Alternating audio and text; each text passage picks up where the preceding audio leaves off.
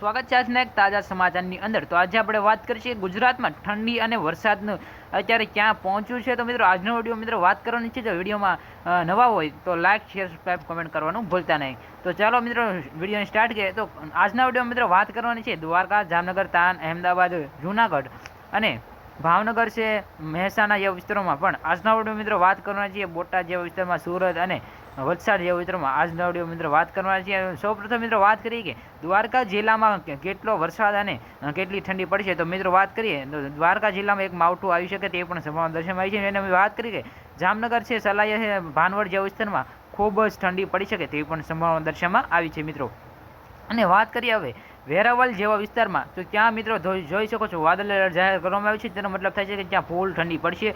Gir national park, જામવાલા અને તલાલા જેવા વિસ્તારમાં ફૂલ ઠંડીવાળું વાતાવરણ પણ સર્જાઈ શકે તેવી પણ સંભાવના દર્શાવાઈ છે મિત્રો। વાત કરીએ કોઈ રાજુલા જેવા વિસ્તારમાં પણ જોઈએ તો ત્યાં પણ ફૂલ ઠંડી પડી શકે। તુલસીશ્યામ છે અને દુધાળા જેવા વિસ્તારમાં પણ ફૂલ ઠંડીવાળું વાતાવરણ પણ સર્જાઈ શકે છે મિત્રો। વાત કરીએ મહુવા જેવા વિસ્તારમાં, તો ત્યાં મિત્રો ઓછી ઠંડી પડી શકે અને ત્યાં એક માવઠું આવી શકે તેવી પણ સંભાવના દર્શાવાઈ છે મિત્રો। અને 8 થી 10 દિવસની અંદર એક માવઠું આવી શકે। દિવાળી પહેલાં એક માવઠું આવવાની શક્યતા ખૂબ જ વધારે રહેવાની છે મિત્રો।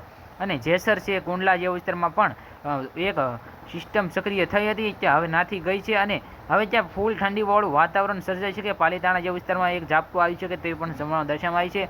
લાઠી છે, બાબરા છે અને ચોટીલા જેવા વિસ્તારમાં પણ એક માવઠું આવી શકે અને ત્યાં ફૂલ ઠંડીવાળું વાતાવરણ હવે 2 મહિના રહેવાનું છે મિત્રો। વાત કરીએ કે હવે જસદણ જેવા વિસ્તારમાં જોઈએ તો ત્યાં મિત્રો હજી ઉનાળાવાળું જેવું વાતાવરણ રહી શકે છે। ગોંડલ જેવા વિસ્તારમાં પણ મિત્રો ઠંડીવાળું વાતાવરણ પણ રહી શકે છે। વાત કરીએ કે સાવડી જેવા વિસ્તારમાં જોઈએ તો ત્યાં મિત્રો વાદળી એલર્ટ જાહેર કરવામાં આવ્યું છે। તેનો મતલબ થાય છે કે ત્યાં વધારેમાં વધારે ઠંડી પડી શકે ગુજરાતની અંદર। છે, પિથોડ છે, તનકરા જેવા વિસ્તારમાં પણ ધોધમાર વરસાદ અને ત્યાં ઠંડી પડવાવાળું વાતાવરણ પણ સર્જાઈ શકે। હાલવત છે અને કુડા જેવા વિસ્તારમાં પણ મિત્રો ઠંડીવાળું વાતાવરણ પણ સર્જાઈ શકે છે। અત્યારથી જ ઠંડી પડવાનું શરૂઆત થઈ ગઈ છે। અને મિત્રો વાત કરીએ કે નીચેના વિસ્તારમાં જોઈએ તો મિત્રો ભાવનગર છે, બુધેલ જેવા વિસ્તારમાં જોઈએ તો ત્યાં પણ મિત્રો અત્યારથી જ ઠંડી પડવાવાળું વાતાવરણ સર્જાઈ ચૂક્યું છે। વલ્લભીપુરમાં પણ ઠંડીવાળું વાતાવરણ પણ સર્જાઈ ગયું છે મિત્રો। ધોલકા છે, અહેમદાબાદ છે અને વડોદરા જેવા વિસ્તારમાં મિત્રો જોઈએ તો ત્યાં મિત્રો વધારેમાં વધારે ઠંડી પડી શકે તે પણ સંભાવના દર્શાવાઈ છે મિત્રોને।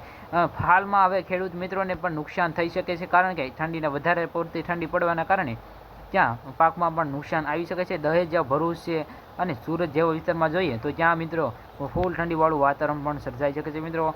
અને વલસાડની મિત્રો વાત કરીએ તો મિત્રો વલસાડની અંદર અત્યારે આખા ગુજરાતમાં વધારેમાં વધારે ઠંડીવાળું વાતાવરણ પણ સર્જાઈ શકે છે મિત્રો। વાત કરીએ કે ઉપરના વિસ્તારમાં જોઈએ તો રાપર છે, ગાંધડા છે અને બાડી જેવા વિસ્તારમાં મિત્રો ફૂલ ઠંડીવાળું વાતાવરણ સર્જાઈ શકે છે। અને માતાના મઠ પાસે પણ વાતાવરણ સર્જાઈ શકે છે ઠંડીવાળું। અને મિત્રો વિડીયો સારો લાગ્યો હોય તો આપણી પોતાની ચેનલ ટેક ન્યૂઝ ગુજરાતને સબસ્ક્રાઈબ કરો। જય હિન્દ, જય ભારત, નમસ્કાર।